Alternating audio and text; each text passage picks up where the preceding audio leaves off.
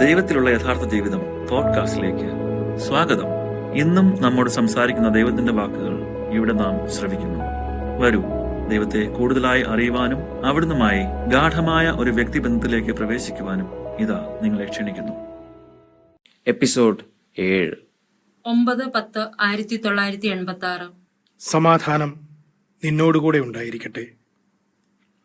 എൻ്റെ മക്കൾ എൻ്റെ അടുക്കലേക്ക് വരണമെന്ന് ദൈവമായി ഞാൻ ആഗ്രഹിക്കുന്നു. എൻ്റെ മക്കൾ സമാധാനത്തിൽ ജീവിക്കണമെന്ന് ഞാൻ ആഗ്രഹിക്കുന്നു. 8-ാം തീയതിയിലെ സന്ദേശം എഴുതിയപ്പോൾ അങ്ങേക്ക് വിഷമമുണ്ടായിരുന്നു. വാത്സല്യഭാജനമേ, അവർ രക്തച്ചൊരിച്ചിലിൻ്റെ കാലഘട്ടത്തിൽ ജീവിക്കുമ്പോൾ എങ്ങനെയാണ് ഞാൻ വിഷമിക്കാതിരിക്കുക?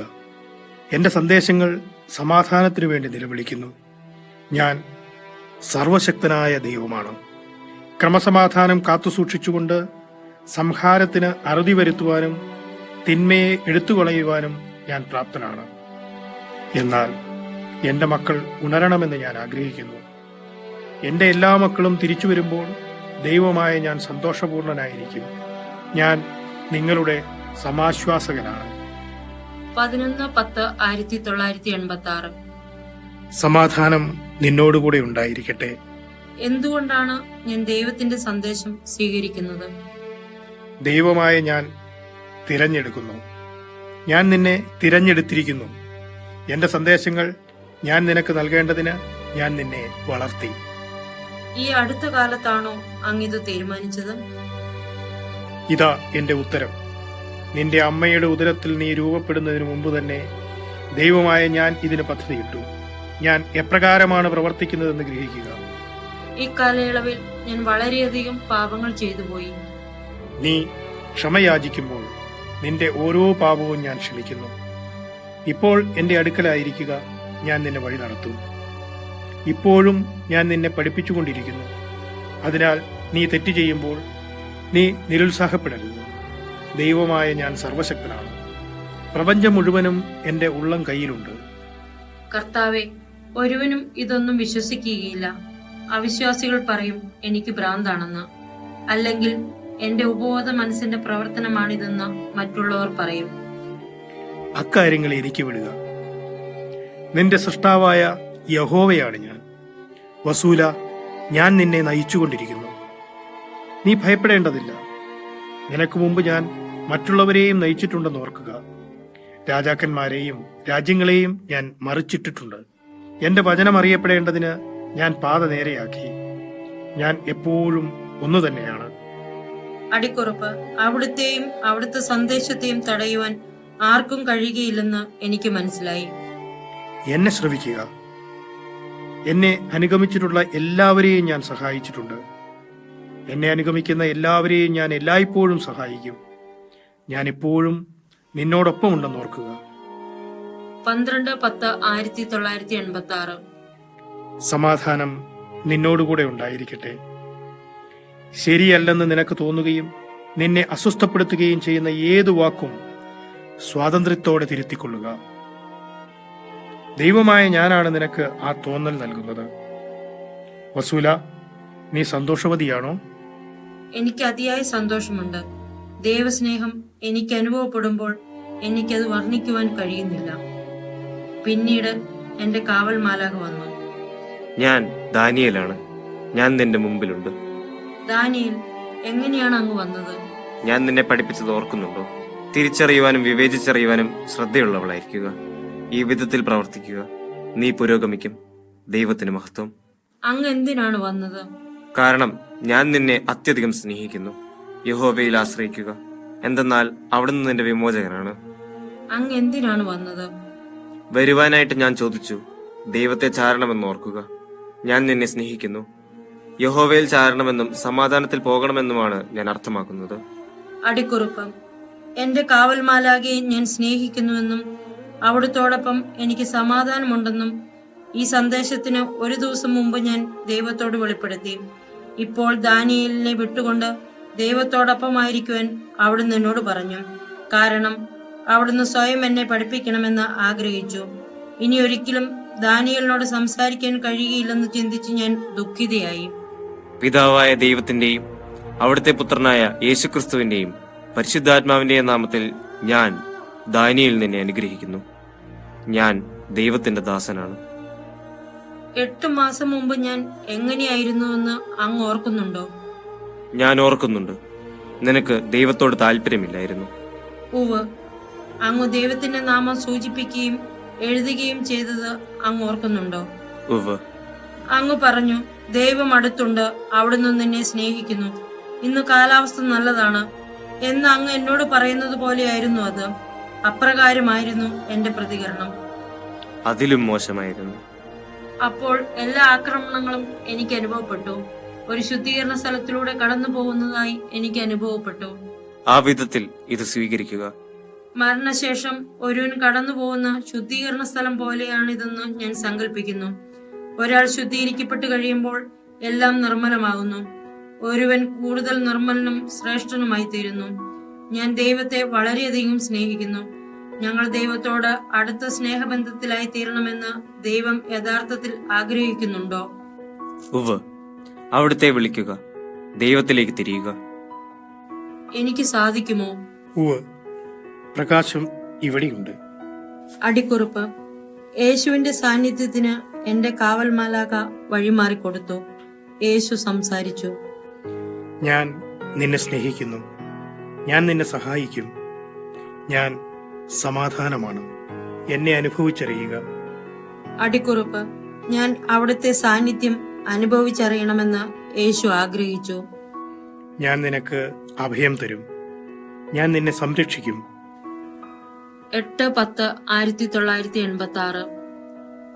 അവിടുന്ന് എനിക്ക് നൽകിയ സന്ദേശം എഴുതിയെടുക്കുവാൻ ദൈവം എന്നോട് പറഞ്ഞു. അതെ, സമാധാനം നിന്നോടുകൂടെ ഉണ്ടായിരിക്കട്ടെ. ദൈവമായ ഞാൻ നിന്നെ ഇപ്പോൾ വിളിക്കുന്നു. ഇതാണ് എന്റെ സന്ദേശം. ഓർക്കുക, ദൈവമായ ഞാൻ ജീവിക്കുന്നു. ഞാൻ ജീവിക്കുന്നു. ഞാൻ നിലനിൽക്കുന്നു. നിങ്ങൾ ഇപ്പോഴും സംശയിക്കുകയാണോ? ഞാൻ എപ്രകാരമാണെന്ന് നിങ്ങൾ ഇപ്പോഴും അപഗ്രഥിക്കുകയാണോ? ഞാൻ ഉണ്ടോ ഇല്ലയോ എന്നതിനെക്കുറിച്ച് അവസാനമില്ലാത്ത ചർച്ചകൾ നടത്തുകയും എന്നെ നിരീക്ഷിക്കുകയും അപഗ്രഥിക്കുകയും ചെയ്തുകൊണ്ട് നിങ്ങളുടെ ജീവിതകാലം മുഴുവൻ നിങ്ങൾ പാഴാക്കുകയാണോ? എന്തിനാണിത്? എന്നെ കേൾക്കുക. ഭൂമിയെ സൃഷ്ടിച്ചപ്പോൾ ഞാൻ സന്തോഷം കൊണ്ട് നിറഞ്ഞു. ഞാൻ നക്ഷത്രങ്ങളെ സ്ഥാപിക്കുകയും അവ ഓരോന്നിനും പേരിടുകയും ചെയ്തു. പിന്നീട് സ്നേഹസന്തോഷപൂർവ്വം ഞാൻ നിങ്ങളെ സൃഷ്ടിച്ചു. നിങ്ങൾക്ക് ജീവശ്വാസം നൽകിക്കൊണ്ട് എന്റെ സ്വന്തം കരങ്ങളാൽ ഞാൻ നിങ്ങളെ രൂപപ്പെടുത്തി. ഞാൻ നിങ്ങളെ വളർത്തുകയും നിങ്ങളെ അനുഗ്രഹിക്കുകയും ചെയ്തു. ഞാൻ നിങ്ങളുടെ പരിശുദ്ധനായ പിതാവാണ്. അതിനുശേഷം നിങ്ങൾക്ക് മാർഗനിർദ്ദേശം നൽകുന്നതിനും എങ്ങനെയാണ് എല്ലാ സൃഷ്ടിയും ആരംഭിച്ചതെന്ന് നിങ്ങളെ പഠിപ്പിക്കുന്നതിനും വേണ്ടി ജ്ഞാനികളെ ഞാൻ നിങ്ങളുടെ അടുത്തേക്ക് അയച്ചു.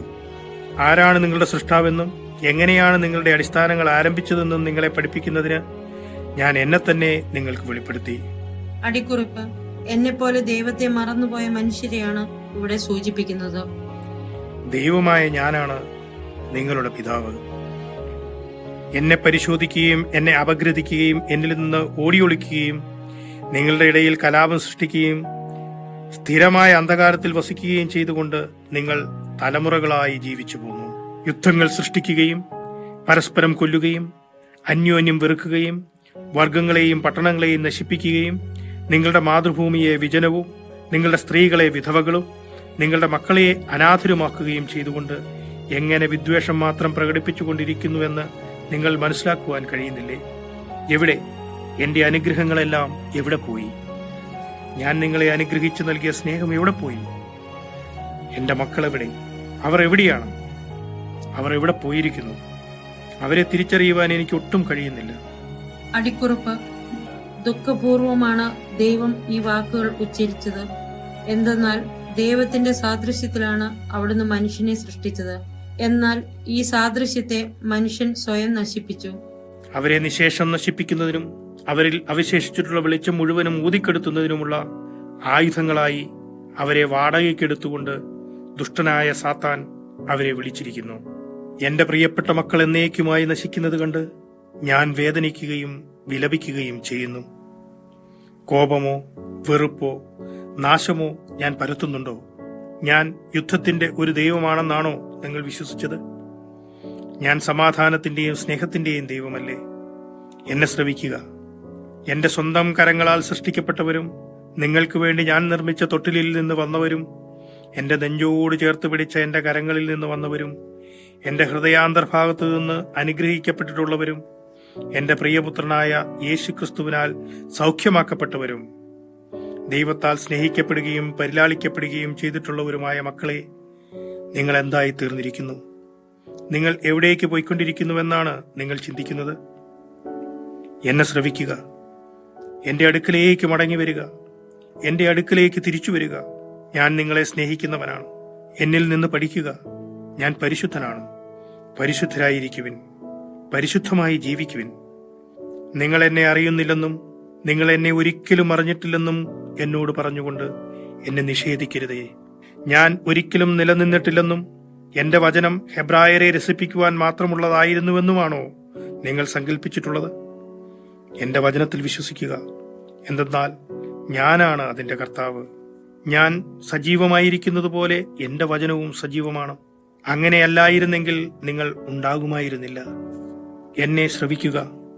ജീവിതം ഒരു ഹ്രസ്വമായ കടന്നുപോകലാണ്.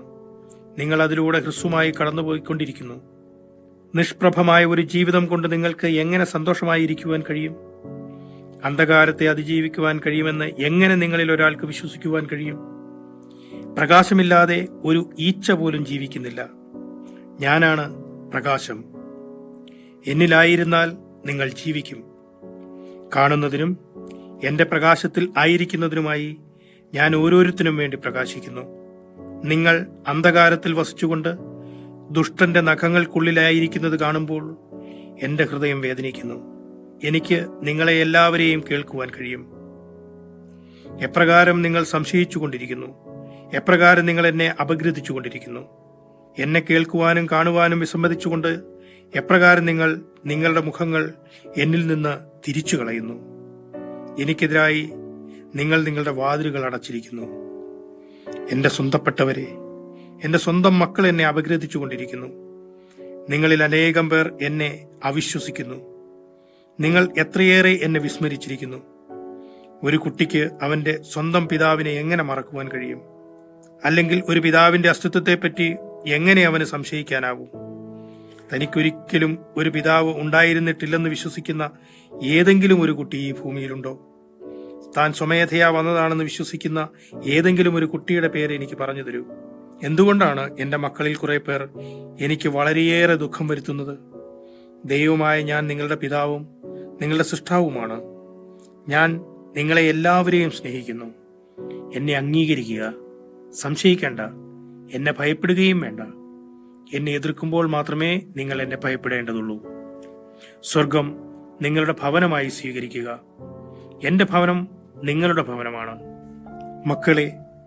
മക്കളെ, നിങ്ങൾ സൃഷ്ടിച്ചിരിക്കുന്ന ശാസ്ത്രീയ ലോകത്തിന് ദൈവമായ ഞാൻ അനുയോജ്യമാകാത്തതുകൊണ്ട് നിങ്ങൾ എന്നെ നിഷേധിക്കുകയാണോ? നിങ്ങളുടെ ആത്മീയ ജീവിതത്തെ നശിപ്പിക്കുവാനാണോ നിങ്ങൾ ശ്രമിച്ചുകൊണ്ടിരിക്കുന്നത്? എന്നിൽ ഇപ്പോഴും വിശ്വാസമുള്ളവരെ സ്വപ്നക്കാർ എന്ന് വിളിച്ചുകൊണ്ട് നിങ്ങൾ പരിഹസിക്കുകയാണോ? സ്വപ്നക്കാർ എന്ന് വിളിച്ചുകൊണ്ട് നിങ്ങൾ പരിഹസിക്കുന്നവരാണ് ഉണർന്നിരിക്കുന്നവർ. എന്റെ ഭവനം അവരുടെ ഭവനമായിരിക്കും. എനിക്കുള്ളതെല്ലാം പങ്കുവച്ച് അനുഭവിച്ചുകൊണ്ട് ഒരിക്കലും ഒന്നിനും കുറവില്ലാതെ, ഒരിക്കലും യാതൊരു സഹനവുമില്ലാതെ എന്റെ പ്രശാന്തതയുടെ പുൽമേടുകളിൽ അവർ വിശ്രമിക്കും. ഞാൻ പരിശുദ്ധനാണ്. അതിനാൽ പരിശുദ്ധരായിരിക്കുവിൻ. പരിശുദ്ധമായി ജീവിക്കുവിൻ. എന്നെ മഹത്വപ്പെടുത്തുക. എന്നെ സ്വീകരിക്കുക. എന്നിൽ വിശ്വസിക്കുകയും എന്നെ സ്നേഹിക്കുകയും ചെയ്യുക. എന്റെ പ്രകാശത്തിൽ ആയിരിക്കുക. ഇപ്പോൾ എന്നെ ശ്രവിക്കുക. ദൈവമായി ഞാൻ എന്നെ സ്വയം വീണ്ടും നിങ്ങളുടെ കാലഘട്ടത്തിൽ വെളിപ്പെടുത്തിക്കൊണ്ടിരിക്കുന്നു. അതെ, നിങ്ങളുടെ കാലഘട്ടത്തിൽ തന്നെ. ഞാൻ മാറ്റമില്ലാത്തവനാണ്. എപ്പോഴും ഞാൻ നിങ്ങളോടൊപ്പമുണ്ട്. എന്നെ മഹത്വപ്പെടുത്തുക. വസൂല, ഞാൻ നിന്നെ വിളിച്ചുകൊണ്ടിരിക്കുമെന്ന് ഓർക്കുക. എന്റെ സമാധാനം നിനക്കുണ്ടാകട്ടെ. ഞാൻ നിനക്ക് മാർഗനിർദ്ദേശം നൽകും. ഞാൻ നിന്നെ സ്നേഹിക്കുന്നു. ഞാൻ നിങ്ങളെ പുനരൈക്യപ്പെടുത്തുമെന്ന് ഓർമ്മിക്കുവിൻ. പിന്നീട് എന്നോടൊപ്പമായിരിക്കുന്നതിൽ നീ സന്തോഷവതിയാണോ? ഇപ്പോൾ നിന്റെ ആകുലതകൾ ഉപേക്ഷിച്ച് സന്തോഷം അനുഭവിക്കുക. ദൈവമായി ഞാൻ മാറ്റമില്ലാത്തവനാണ്. ഇതേ വിധത്തിൽ എന്റെ സ്വന്തപ്പെട്ടവരെ ഞാൻ നയിക്കുന്നു. ഞാൻ നിങ്ങളെ എല്ലാവരെയും അനുഗ്രഹിക്കുന്നു. വസൂല, ദൈവമായ ഞാനാണ് നിന്നെ നയിക്കുന്നതെന്ന് ഗ്രഹിക്കുക. അടിക്കുറിപ്പ്: എന്നോടിങ്ങനെ ലളിതമായ രീതിയിൽ ദൈവം യഥാർത്ഥത്തിൽ സംസാരിച്ചുകൊണ്ടിരിക്കുന്നുവെന്ന് അംഗീകരിക്കുവാൻ എനിക്ക് വിഷമമുണ്ടായിരുന്നു. എന്റെ മനസ്സ് ചാഞ്ചാടിക്കൊണ്ടിരുന്നു. എന്റെ അടുക്കൽ വസിക്കുക, ഒരിക്കലും എന്നെ ഭയപ്പെടേണ്ട. മകളെ, എന്റെ പരിശുദ്ധിയെക്കുറിച്ച് കൂടുതലായി ധ്യാനിക്കുക. ഇപ്പോൾ ഇതെഴുതിയെടുക്കുക. യഹോവയായ ഞാനാണ് നിന്നെ നയിച്ചുകൊണ്ടിരിക്കുന്നത്. എന്റെ ഇഷ്ടപുത്രി, കാലത്തിന്റെ ആരംഭത്തിൽ ഹെബ്രായ പ്രവാചകന്മാരെ ഞാൻ നയിക്കുകയും പഠിപ്പിക്കുകയും തുണയ്ക്കുകയും എന്നെ തിരിച്ചറിയുവാൻ അവരെ സഹായിക്കുകയും ചെയ്തുകൊണ്ടിരുന്നു. യഹോവയായ ഞാൻ മാറ്റമില്ലാത്ത ദൈവമാണ്. അടിക്കുറിപ്പം: നിങ്ങളുടെ പിതാക്കന്മാരുടെ ദൈവമായ കർത്താവ് അബ്രാഹത്തിന്റെയും ഇസഹാക്കിന്റെയും യാക്കോബിന്റെയും ദൈവം. പുറപ്പാട് 3:15. അനേകം ജ്ഞാനികളെ ഞാൻ നയിച്ചു. ദൈവമായ ഞാൻ ഇതേ വിധത്തിൽ പ്രവർത്തിക്കുന്നു. നിങ്ങളെ എല്ലാവരെയും എന്റെ അടുക്കിലേക്ക് തിരിച്ചു കൊണ്ടുവരുവാൻ ഞാൻ ഉദ്ദേശിക്കുന്നു. ഞാൻ നിങ്ങളുടെ അടുത്ത് നിലകൊള്ളും. എന്റെ ദേവാലയങ്ങളെ നിറയ്ക്കുന്നതിന് ദൈവമായ ഞാൻ നിങ്ങളെ എല്ലാവരെയും പുനരൈക്യപ്പെടുത്തുമെന്ന് ഗ്രഹിക്കുക. നിങ്ങളെ എന്റെ അടുക്കിലേക്ക് തിരികെ നയിച്ചു കൊണ്ടുവരുന്നതിന് ഞാൻ വീണ്ടും എന്നെ സ്വയം വെളിപ്പെടുത്തിയിരിക്കുന്നു. എന്നെ പരിത്യജിക്കുകയും എന്നെ വിസ്മരിക്കുകയും ചെയ്തുകൊണ്ട് നിങ്ങൾ ചിതറിപ്പോകുന്നത് ഞാൻ നോക്കിക്കൊണ്ടിരിക്കുന്നു. നിങ്ങളുടെ നിയമനിർമ്മാണ സഭകൾ അഭിവൃദ്ധിപ്പെടുന്നതിന് ഞാൻ കാത്തിരിക്കുകയായിരുന്നു. ഒരു ഹ്രസ്വമായ കടന്നുപോകലാണ് ഭൂമിയിലെ നിങ്ങളുടെ ജീവിതമെന്ന് ഞാൻ നിങ്ങളെ അനുസ്മരിപ്പിക്കുകയായിരുന്നു. ഞാൻ നിങ്ങളെ അനുഗ്രഹിച്ചിട്ടുണ്ടെന്ന് നിങ്ങളെ അനുസ്മരിപ്പിക്കുകയായിരുന്നു. കോപിക്കുന്നതിൽ ഞാൻ മന്ദഗതിക്കാരനാണ്. ദൈവമായ ഞാൻ സ്നേഹം നിറഞ്ഞവനാണ്. 12-10-1986. സമാധാനം നിന്നോടുകൂടെ ഉണ്ടായിരിക്കട്ടെ. പ്രകാശം നിനക്ക് മാർഗനിർദ്ദേശം നൽകിക്കൊണ്ടിരിക്കുന്നു. സ്നേഹഭാജനമേ, സമാധാനപൂർവം ജീവിക്കുക. ദാനിയേലിന്റെ സാന്നിധ്യത്തിൽ സമാധാനവും സമാശ്വാസവും ഞാൻ അനുഭവിച്ചു എന്ന് അങ്ങയോട് പറയുവാൻ ഞാൻ ആഗ്രഹിക്കുന്നു. ഇപ്പോൾ ദാനിയേലിന്റെ സാന്നിധ്യം ലഭിക്കാത്തതുകൊണ്ട് ഞാൻ ദുഃഖിക്കുന്നു. അവനെ വിട്ടേക്കുക, എന്തെന്നാൽ അവൻ എന്റെ ശുശ്രൂഷകനാണ്. നിന്റെ സൃഷ്ടാവായ സർവശക്തനായ ദൈവമാണ് ഞാൻ. ദാനിയേലിന്റെ സാന്നിധ്യത്തിൽ ഞാൻ സമാധാനം അനുഭവിച്ചുവെന്നും ഞാൻ അവനെ സ്നേഹിക്കുന്നുവെന്നും എനിക്ക് അങ്ങയോട് പറയണം. എനിക്കറിയാം, അവനെ വിട്ടേക്കുക. ഒരിക്കൽ അവൻ എന്നോട് പറഞ്ഞു, നീ സ്നേഹിക്കുന്നത് പോലെ ഒരുവനും ഒരിക്കലും തന്റെ കാവൽമാലാകെ സ്നേഹിച്ചിട്ടില്ല. അവൻ അത് പറഞ്ഞത് അങ്ങനെ അർത്ഥമാക്കിക്കൊണ്ടാണോ? അവൻ അങ്ങനെ അർത്ഥമാക്കി. ഇപ്പോൾ അവനെ വിട്ടിട്ട് എന്നോടൊപ്പമായിരിക്കുക. നിന്റെ ശിരസ് എന്റെ മേൽ ചാരുക. ഞാൻ എപ്രകാരം നിന്നെ സ്നേഹിക്കുന്നുവെന്ന് അനുഭവിച്ചറിയുക. നീ എന്റെ മകളാണ്. ഞാൻ സ്വർഗീയ പിതാവാണ്. ഞാൻ നിന്നെ അനുഗ്രഹിക്കുന്നു. നീ എന്റേതാണ്. ഞാൻ യഹോവയാണ്. നിന്നെ ഉപദ്രവിക്കുവാൻ ആരെയും ഞാൻ ഒരിക്കലും അനുവദിക്കുകയില്ല. എനിക്ക് നിന്നോടുള്ള എന്റെ സ്നേഹം അനുഭവിച്ചറിയുക. എന്നെ ശ്രദ്ധിക്കുക. നിന്റെ ശൈശവകാലം മുതൽ നീ വളരുന്നത് ഞാൻ നിരീക്ഷിച്ചു. ഞാൻ നിന്നെ എന്നോട് ചേർത്ത് പിടിച്ചു. എന്റെ കണ്ണുകളെ നീ പ്രസാദിപ്പിക്കുന്നുവെന്ന് ഞാൻ കണ്ടു.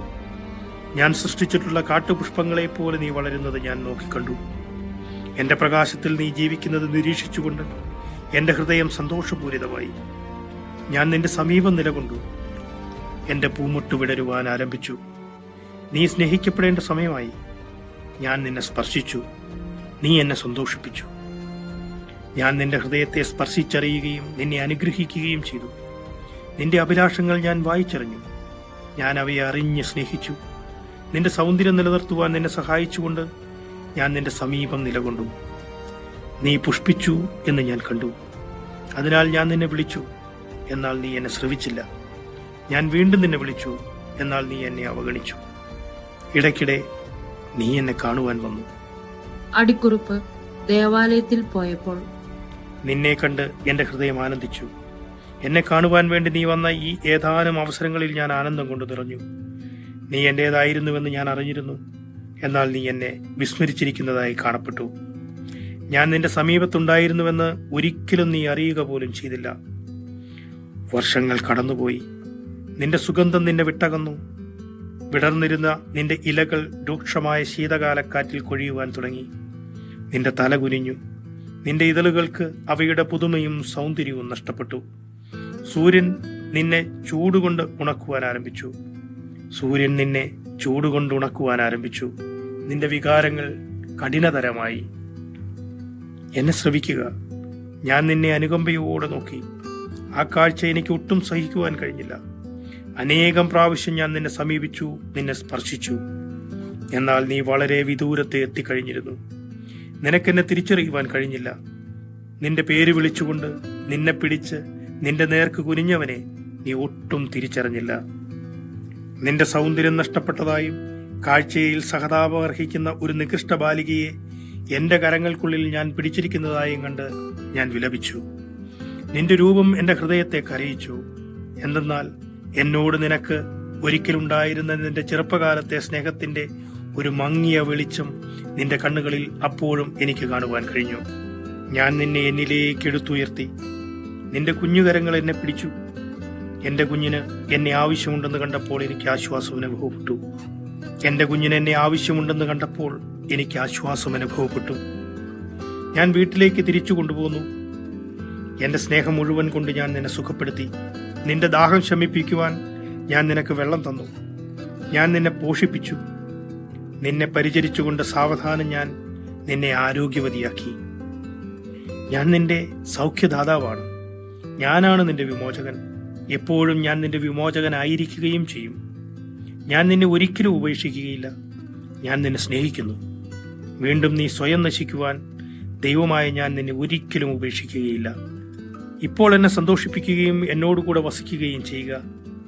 വാത്സല്യഭാജനമേ, ഞാൻ നിന്നെ ഉദ്ധരിച്ചിരിക്കുന്നു. എന്നെ ചാരുക. എന്റെ നേർക്ക് തിരിഞ്ഞ് എന്നെ നോക്കുക. നിന്റെ സ്വർഗീയ പിതാവായ ദൈവമാണ് ഞാൻ. എന്തുകൊണ്ടാണ് ഞാൻ നിന്നോടൊപ്പം ഉണ്ടായിരിക്കുന്നതെന്ന് മനസ്സിലാക്കുക. ദൈവമായ ഞാൻ ഇതേ വിധത്തിൽ എന്റെ എല്ലാ പുത്രന്മാരോടും പുത്രിമാരോടും പ്രവർത്തിക്കും. എന്തെന്നാൽ നിങ്ങളെല്ലാവരും എന്റേതാണ്. സൂര്യന്റെ ചൂടിൽ കരിഞ്ഞുണങ്ങിപ്പോകുവാൻ ഞാൻ അവരെ വിട്ടുപേക്ഷിക്കുകയില്ല. ഞാൻ അവരെ സംരക്ഷിക്കുകയും പുനരുദ്ധരിക്കുകയും ചെയ്യും. അവരുടെ ഇലകൾ ചിതറിപ്പോകുന്നത് കാണുവാൻ ഞാൻ കാത്തിരിക്കുകയില്ല. നിങ്ങൾ ദാഹിച്ചു വലയുന്നത് കാണുവാൻ ഞാൻ കാത്തിരിക്കുകയില്ല. ദൈവമായ ഞാൻ നിങ്ങൾ എല്ലാവരെയും സ്നേഹിക്കുന്നുണ്ടെന്ന് ഓർക്കുക. ഞാൻ നിങ്ങളെല്ലാവരെയും പുനരൈക്യപ്പെടുത്തും. ഞാൻ നിങ്ങളെ എല്ലാവരെയും പുനരൈക്യപ്പെടുത്തും. എന്റെ ആത്മാവിന്റെ അവസ്ഥയെക്കുറിച്ച് ദൈവം സംസാരിച്ചുകൊണ്ടിരിക്കുന്നതിനിടയിൽ അവിടുന്ന് എനിക്കൊരു ദർശനം നൽകി. അപ്പോൾ ഞാൻ മരിച്ചിരുന്നുവെങ്കിൽ എന്റെ ആത്മാവ് അന്ധകാരാവസ്ഥയിലാകുമായിരുന്നു. ഞാൻ കണ്ടത് ഇപ്രകാരമാണ്. ഏതാണ്ട് 6 വയസ്സ് പ്രായമുള്ള ഒരു കൊച്ചുകുട്ടിയായിട്ടാണ് ഞാൻ എന്നെ തന്നെ കണ്ടത്. ഞാൻ എന്റെ വലതുവശം ചെരിഞ്ഞ് നിലത്ത് കിടക്കുന്നതായി ഞാൻ കണ്ടു. ഞാൻ വളരെ മെലിഞ്ഞവളായിരുന്നു. എന്റെ തലയിൽ വളരെ കുറച്ച് മുടിയേ ഉണ്ടായിരുന്നുള്ളൂ. അത് വളരെ ചെറുതായിരുന്നു താനും. ഞാൻ നിന്ന സ്ഥലത്ത് ഇരുട്ടായിരുന്നു. ആകാശവും കറുത്തിരുണ്ടിരുന്നു. അപ്പോൾ ഞാൻ എന്റെ സ്വരം കേട്ടു. ആസ്മരോഗിയെ പോലെ വേദനയോടെ ശ്വസിക്കുകയായിരുന്നു. എന്റെ സമീപം എന്റെ പിന്നിൽ ഒരാളുണ്ടായിരുന്നു. അദ്ദേഹത്തിന്റെ സാന്നിധ്യം തന്നെ ആശ്വാസകരമായിരുന്നു. അദ്ദേഹം എന്റെ നേർക്ക് കുനിഞ്ഞ് എന്നെ അദ്ദേഹത്തിന്റെ നെഞ്ചിന്റെ നേർക്ക് എടുത്തുയർത്തുന്നത് ഞാൻ കണ്ടു. അദ്ദേഹത്തെ നോക്കുന്നതിന് ഞാൻ എന്റെ കണ്ണുകൾ ഇടതുവശത്തേക്ക് തിരിക്കുന്നതായി ഞാൻ കണ്ടു. എന്റെ കണ്ണുകൾ വിളറി മഞ്ഞ നിറത്തിലായിരുന്നു. ഞാൻ എത്രമാത്രം ആവശ്യതയിലായിരുന്നുവെന്ന് കണ്ട് ഞാൻ ഞെട്ടിപ്പോയി. എന്നിൽ അവശേഷിച്ച അല്പമായ ശക്തി മുഴുവൻ സംഭരിച്ചുകൊണ്ട് എല്ലും തോലുമായി തീർന്ന എന്റെ കരങ്ങൾ അദ്ദേഹത്തിന്റെ വലിയ കരങ്ങളിൽ മുറുക്ക പിടിക്കുന്നതായി ഞാൻ കണ്ടു. അപ്പോൾ പെട്ടെന്ന് പരിശുദ്ധനായ ദൈവത്തിന്റെ ഹൃദയത്തെ ഞാൻ തൊട്ടറിഞ്ഞു. അനുകമ്പയാൽ അവിടുത്തെ ഹൃദയം വിലപിച്ചു. എന്തൊരു കാരുണ്യവും സ്നേഹവും! വളരെ സൗമ്യതയോടും സ്നേഹത്തോടും കൂടെ അവിടുത്തെ വീട്ടിലേക്ക് എന്നെ എടുത്തുകൊണ്ടുപോയി. അവിടുത്തെ കണ്ണുകൾ ഒരു കാവൽക്കാരനെ പോലെ എപ്പോഴും എന്നെ സംരക്ഷിച്ചു. സ്നേഹസമ്പന്നയായ ഒരമ്മയെ പോലെ അവിടുന്ന് എന്നെ വളർത്തി. അവിടുത്തെ സ്നേഹത്താൽ അവിടുന്ന് എന്നെ സുഖപ്പെടുത്തി. നിങ്ങൾ കേട്ടത് ദൈവത്തിലുള്ള യഥാർത്ഥ ജീവിതം പോഡ്കാസ്റ്റ്. അടുത്ത എപ്പിസോഡിൽ വീണ്ടും കണ്ടുമുട്ടുമ്പോഴേക്കും അവിടുത്തെ കരുണാദ്ര സ്നേഹത്തിൽ ഒരു പടി കൂടെ ആഴപ്പെടാൻ ഇടവരട്ടെ.